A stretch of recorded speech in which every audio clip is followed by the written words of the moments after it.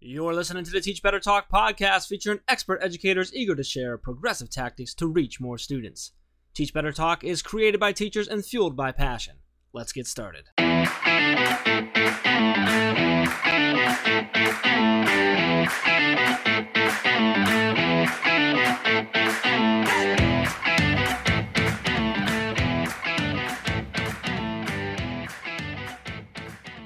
Hey everyone, welcome to episode 260 of Teach Better Talk podcast.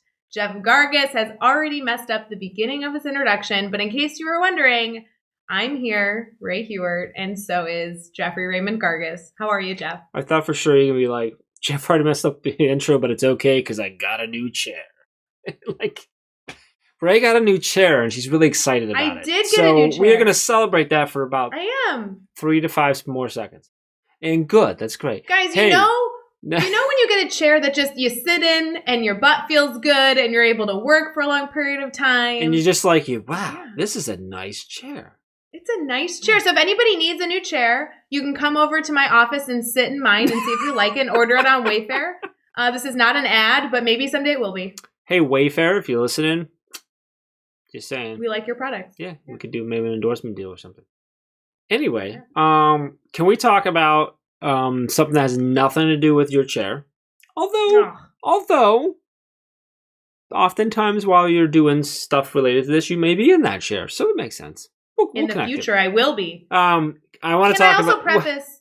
What? Jeff, I also built this chair, so I had to put pieces together. You built it? How many pieces was it in? Like 6 pieces, and I had to put it together. 6? All the wheels. I'm telling you, it was an endeavor. Did you get it from IKEA? It was from Wayfair. Oh, that's what you said, Wayfair. Wow. I don't pay attention. Okay, moving on. Okay, moving on. Today, the day that we are recording this podcast episode, a brand new course just came out over on Teach Better Academy, which we typically always give a shout out for, but this one gets an extra one because it's you that led the course. It was a fun course. It was a fun course, and it was one that I think a lot of people were excited about because we get people that ask us about stuff like this, and it's such a big thing within education, and that is using social media to grow your PLN. Yeah. So can you give us the rundown of what the heck's the course about?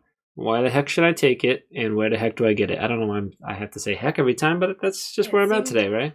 Seemed a little aggressive, but that's okay. Let's get started with it. So guys, obviously all of our courses are at teachbetteracademy.com. This one was really enjoyable because I originally put together this specific course presentation because I was working with education consultants on how they can build their network and really build a family virtually. And a lot of educators, I think this topic is going to resonate with because we go through the bare bone basics of once you're on a platform, once you're on a social media platform, once you made your handle and you have a login, what's next? What are you actually supposed to do? Because we talk a lot about how getting on social media can have a massive impact, not only on you as an educator, but also on other educators because you're sharing the incredible insight you have, whether it be on classroom topics or anything in between. The problem is we hear a lot of people that go through the effort to pick the platform that best suits them, and then they log in and they give them their email, and then they don't know what's next. And so what we are able to dive into in this course is really the suggestions of what comes after. How do you choose a profile picture that goes with your mission of why you even got on social media in the first place? How do you write a bio? What should you even be sharing about on social media? And what do you do when you get stuck, when you don't know what to share? Or who should you be connecting with because you have goals of why you're on social media? So we get to go through all this stuff. It's not necessarily exclusive for educators, but we specifically speak through that lens because we really want each and every one of you to be a connected educator. So go check out that course over at teachbetteracademy.com. It's a good breakdown of the course. I'd like to add one thing that I noticed about the course is that it's really great, if you're at that starting point that you talked about, but I want to make sure that anybody if you've been on social media for a while and you've been rock and roll, you're going to still pick something up from this course. You might have a great profile pick, but maybe you might pick something up about the way you write your bio or the message that you do it or digging into your why, or maybe you have that all, but the banner isn't quite what, so there's a lot of pieces, even if you've been growing your PLN for a while on social media and you feel really good about that, there's still a lot in this course that you can pull from that. This hits it works regardless of where you're at in that journey, I think. Well, and I should clarify, the main activity that I walk you through in this course is an activity that we did for every member of the Teach Better team 2 months ago. All of them are incredibly connected, but this activity really helped them frame getting what they wanted out of social media. And as I said earlier, I mean, this was a presentation we did with education consultants around North America. They were all active on social media, but this really allowed them to refocus. So yeah. I appreciate you adding that in, Jeff. Definitely important. I love it. And speaking of social media, that's actually where we met our guest. And I'm so mad at myself right now because we got into everything with him. I forgot to ask him because I was trying to figure out and pinpoint like when we first got connected. I feel like it was through the Twitter chat, but I'm not 100% sure. Dustin, if you're listening, you can correct me on that. But all I know is he's been connected to us and been on our PLN for a long time. So Dustin Pearson, he's a 7-year veteran now, secondary special education instructor, taught a little bit in middle school special ed, and then now been in secondary for a while, or into high school. I mean, he's just outside of Kansas City. He teaches American World History, Civics, Global Studies, ELA. He's in the process of getting into his doctorate. He's completing his first novel. The guy's doing a lot. And I think the thing that I love most about Dustin, he's got all this stuff going on. He coaches, but also like with all that, one of his main missions is he just wants to help you be a better teacher if he can, whatever that means. Whether that means connecting to event, connecting to brainstorm, being a shoulder to lean on, a sounding boy, whatever it is. The guy's constantly trying to connect and do that, and someone who really takes advantage of his PLN and also gives to his PLN. So I like this guy a whole lot. I was excited about the episode. I'm excited for everyone to hear. Ray, anything? Or just go? Should we just go? Make sure you go connect, and let's get started. Episode 260 with Dustin Pearson. What's up, Teach Better family? It's Jeff. How would you feel about 12 hours of free PD? That's what's happening on Saturday, April 24th. It's our next 12-hour live event. This is 12 hours of live streaming over on Facebook, Twitter, Twitch, and YouTube.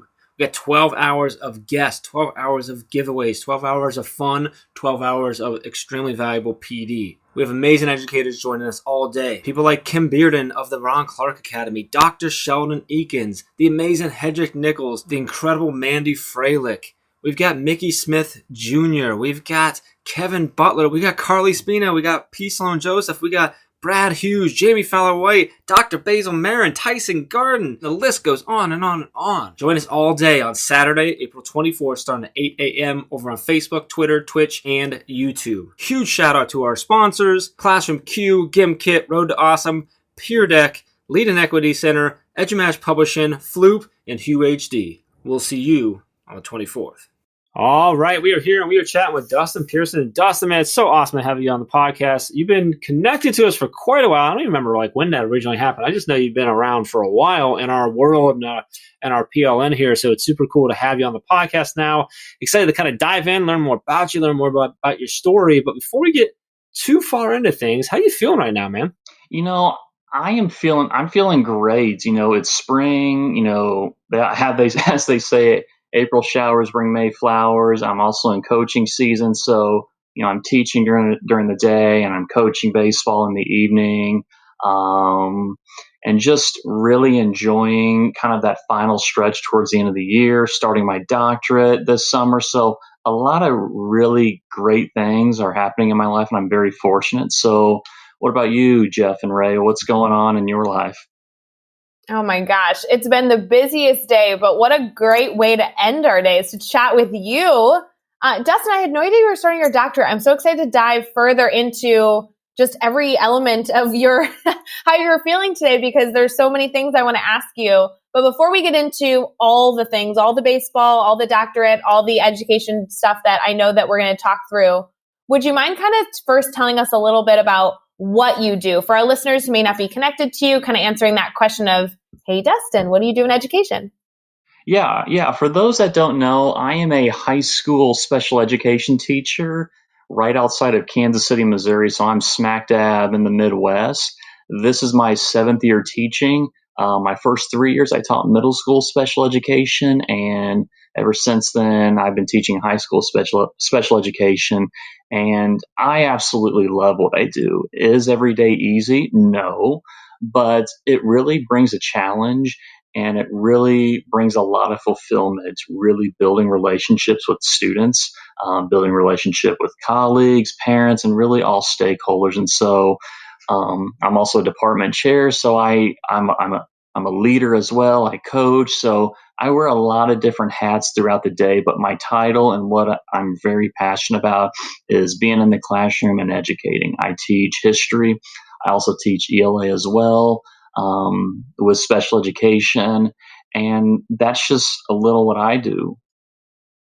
So I want to dive in. So you just mentioned you're going into your doctorate. You teach. You're coaching. You have a family, and now in the doctorate. Where are you at in your program? Like, are you have you started? Are you into the mix of it now? And then can you share what you focus on in the doctorates, and kind of like what made you decide that you wanted to take that next step? You wanted to go for it. Like, where's just kind of give us the whole lowdown on the whole experience going into your doctorate right now.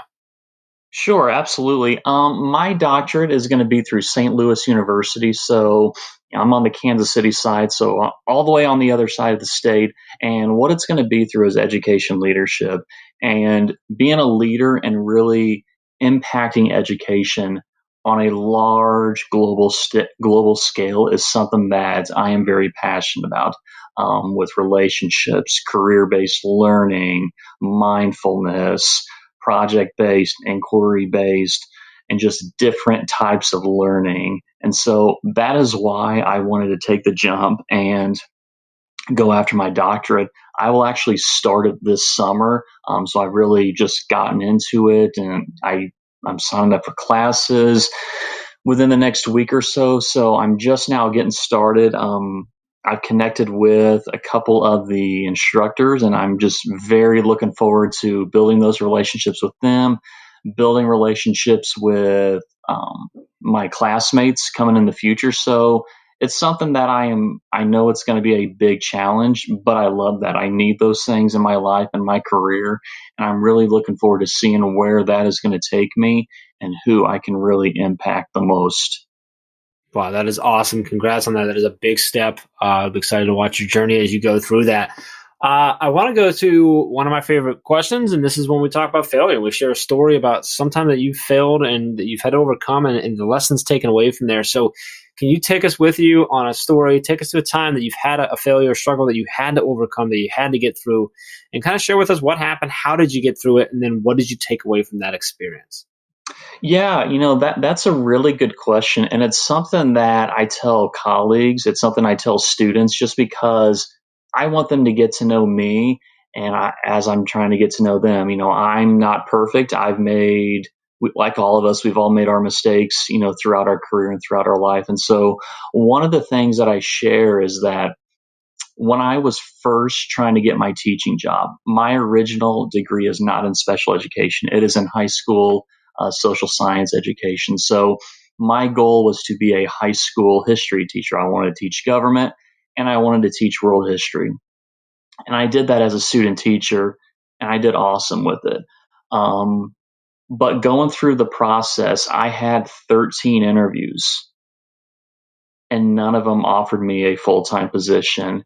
And I'm one of those, when I go into something, I really put everything into it. And so it was very demoralizing. And I really questioned myself, is this for me? Am I going down the right path? What am I doing wrong? Why don't they like me? And so it was a real inner battle to find out if I'm meant for this. And so I took a job as a paraprofessional my first year, and I really fell in love with special education, and I was good at it. I was able to co-teach, have my own classroom.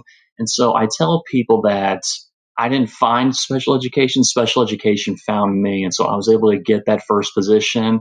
I've taken it and I run with it, and I've really grown not only as an educator, but as a person as well in just so many different ways. And so those 13 denies that I got really catapulted me to a different direction. And it's something that I'm incredibly grateful for. So even for those teachers or future teachers out there that are listening to this, keep pushing. You are meant for this. Everything is a learning experience, and it's up to us on how we want to take that and go at it the next time. So keep pushing. You have a support system behind you, and you can totally do this. And your opportunity will come. Dustin, I love that. I mean, 13 no's. I mean, that's enough to drive a lot of people away, and they would think, oh, this isn't right for me. But to look at those and to continue on and to look at those as signs or signals of and help like sort of guide you to where you eventually found and that or that it found you, and the way you say that, like that is such an important lesson to know. And I hope everyone was listening when you were saying that, like your moment will come, your time will come. It might be 13 in, it might be 22 in, but it's learned from every single one of those. And I love that lesson pulled from that. That is just powerful, my friend. And so now I want to flip it. And what's a failure you've had, and how are you able to learn from that? Man, there's so many of them, but my thing is when I think about the failures that I have, I like looking back at, I still pull from them now, right? So my biggest thing is like a lot of times they hurt when they happen, they can be painful, but if you carry them with you and you remember them as a learning opportunity, you can pull from them at all times, right? So I've had a lot of failures where I, let my emotions carry me versus the right intention. Biggest failure I talk about a lot is when my record label went under, which is way too long of a story for me to include it here because this is about you. But for me, it's one of the biggest lessons I've ever learned from failure is that like what you do, your title, your role, your quote unquote success level is not who you are, right? It's more important about who you are and what kind of person you are and finding your happiness. And so I think, when we have these failures, regardless of whether they're big, small, feel painful or super painful at the time, it's trying to find whatever we can, understanding that, hey, like your time's coming, we're going to get there. If you can learn a little bit from each spot and each little failure, each little struggle, each little painful moment, that's how you, one, build yourself ready to be able to take on the next big thing, but also that's how you build up this bank of knowledge that allows you to be better at what you do in the future. So that's how I always try and focus on those things. But what I'd love to do now, if I can, Dustin, I'd love to have you, can we flip it? Let's talk about a successful time that you've had and sort of the same thing to like share a story with us, take us there with you, like what happened, why was it a success for you? And then also what did you take away from that experience kind of on that other end? It really depends how you look at it. I can pull out successes, in the smallest things, whether it's having a difficult conversation with a parent or, a difficult conversation with a student and have that be successful. I can also point to a lesson that I've had that's been tremendously successful. So I know my favorite lessons are the ones where I'm able to get the students up moving around, interacting, and be able to answer that question, why is this important? And so I'm looking at that on a smaller scale. And from a larger scale, it's really, the trust that I've been able to develop and relationships I've been able to develop with colleagues, with administration, with parents, and just, have them trust me with, whatever that may be, whether it's taking on a leadership position, whether it is leading a certain project, whether it is others being vulnerable with me. I should have stated at the beginning, I'm also writing a book as well on co-teaching. And so, having other teachers from around the world really open up and tell me, their experiences with co-teaching, and just there's a number of different ways that I look at it.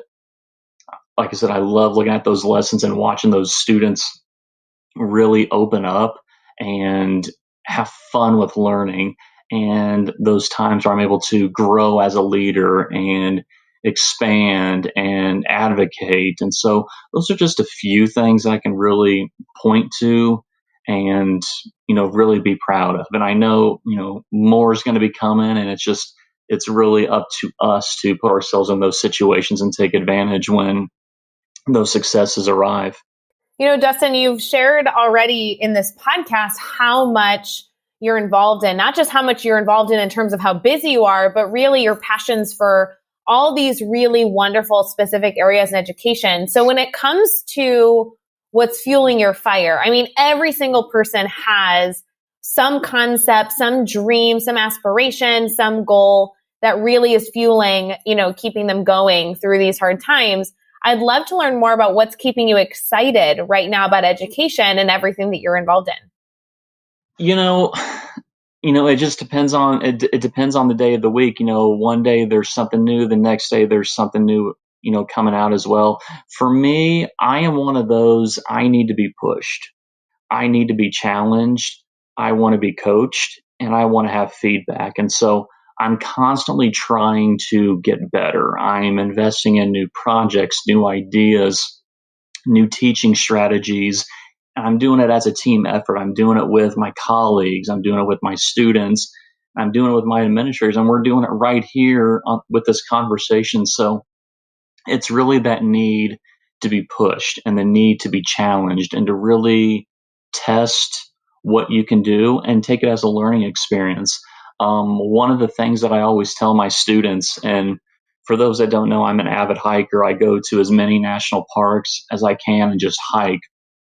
And I always tell my students to find your view. And what that means is that whenever I go hiking, I try to find the best possible spot and I take pictures.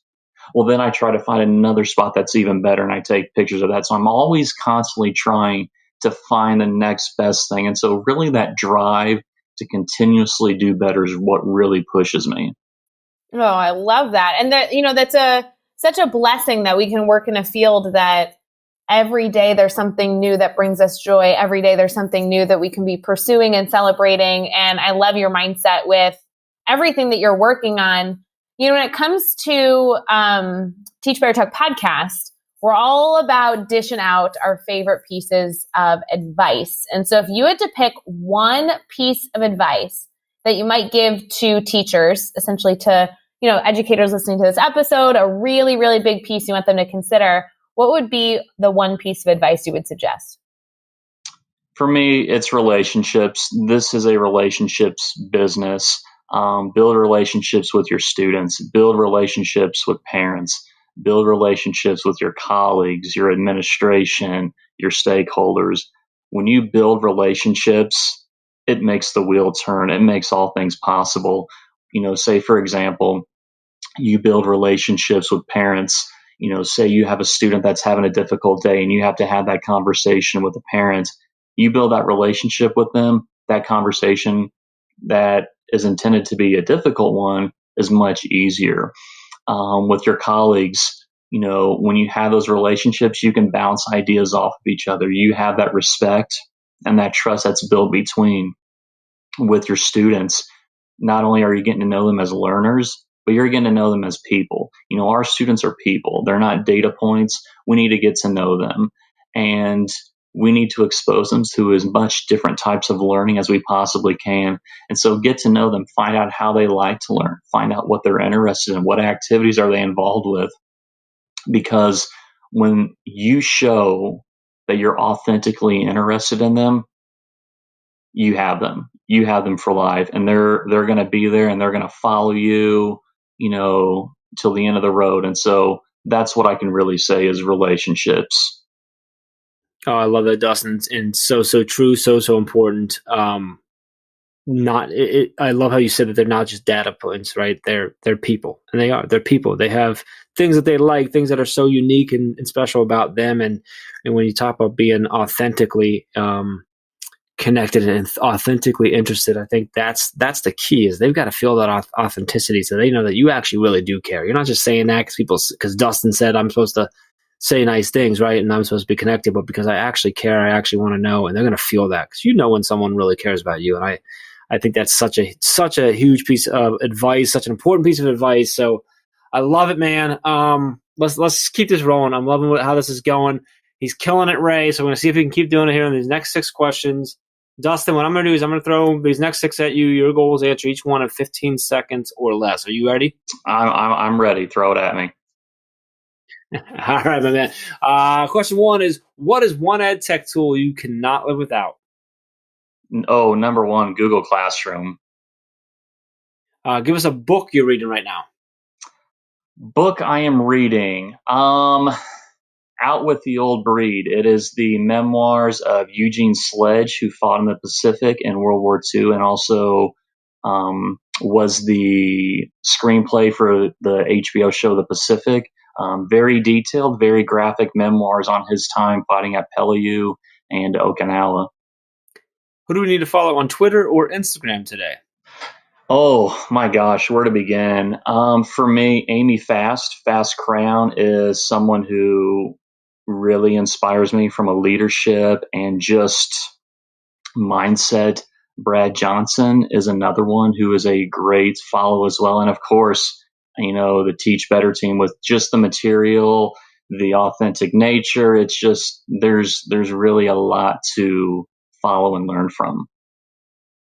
What's a good YouTube channel, website, or podcast for educators to check out? If you are teaching, say for example, World War One, the Great War Channel is simply phenomenal. They follow World War One in real time, from when it started in 1914 to 1918, and they follow it as if it actually happened. There's 700 something videos. They're still continuing to this day. It's, for a history nerd like me, it's tremendous. I also do a lot of the soft mindfulness music when I go through daily meditation in the morning, just to kind of help center myself. And I also play that in the classroom to help my students self-regulate and really find that calmness within them. Give us a daily, weekly, or monthly routine every teacher should get into.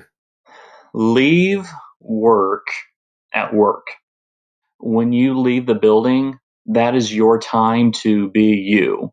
Work will be there the next day, I promise you, but you need to have time for you. If you don't, it doesn't matter how passionate you are, you will burn out.